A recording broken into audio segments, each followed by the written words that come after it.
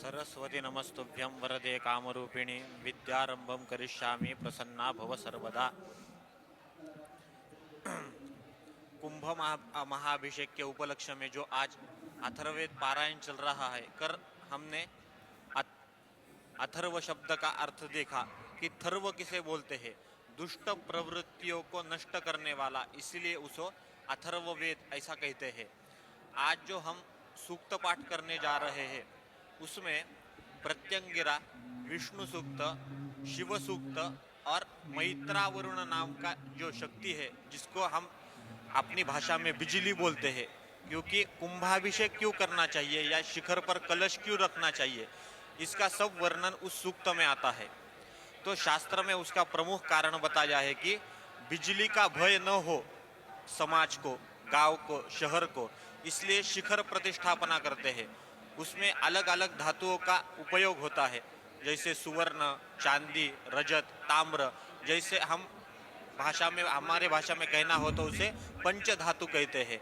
इस पंच धातु से क्या होता है कि बिजली गिरती नहीं है, ऐसा वर्णन इस मैत्रावरुण सूक्त में आता है। मित्रावरुण मतलब ही बिजली, संस्कृत में उसे मित्रावरुण कहते हैं, स्टोर बिजली। तो और दूसरा जो हम सूक्त पाठ करने वाले हैं वो विष्णु संबंधित सूक्त है। विष्णु यानी शंख चक्र हम जो बताते हैं नारायण जी, वैसा ही पर एक दिव्य शक्ति का स्वरूप। विष्णु मतलब जो इस जगत का पालन करता है, क्योंकि क्या होता है, तीर्थ क्षेत्र का महत्व बताते हुए कहा है कि वेद बोधित देव होना चाहिए, श्रुति बोधित तीर्थ होना चाहिए, संत बोधित भक्त होना चाहिए। ऐसा सब यह यहाँ इस जगह पर ये सब आया है। ये सुदामा क्षेत्र कहा जाता है और यहाँ हरि जी का मंदिर है। आदे मंते च अंते च हरि सर्वत्र गीयते, वेदों में केवल हरि का ही वर्णन है। इसलिए हरि के संबंध में हम विष्णु सूक्त बोलने वाले हैं, क्योंकि क्या होता है, भगवान इस जगत का पालन कैसे करते हैं ऐसे अनेक उदाहरणों से उस विष्णु सूक्त में कहा गया है। पातन्न इंद्रापूषणा, भगवान ने सभी को एक एक, हमारे इसमें कहना होगा तो सबको एक एक डिपार्टमेंट दिया है। को इंद्र वृष्टि करता है, वरुण पानी देता है हमको, ऐसे इतीन्द्र मतलब ऊर्जा देने वाला जो होता है उसे विष्णु कहते हैं। हमारा विंशति कांड उसी पर आधारित है और हमारे यहाँ वेदों में विष्णु को ही इंद्र कहा है और इंद्र को ही विष्णु कहा है, क्योंकि वो सभी भगवानों का, सभी देवताओं का राजा है।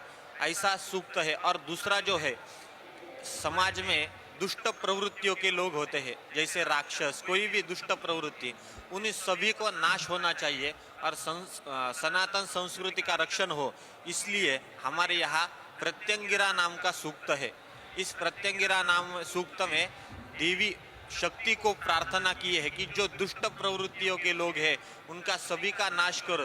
अनागो हत्या, जो गोहत्या करते हैं, ऐसे जो भी दुष्ट प्रवृत्तियों के लोग हैं उनकी दुष्ट प्रवृत्ति नष्ट होनी चाहिए।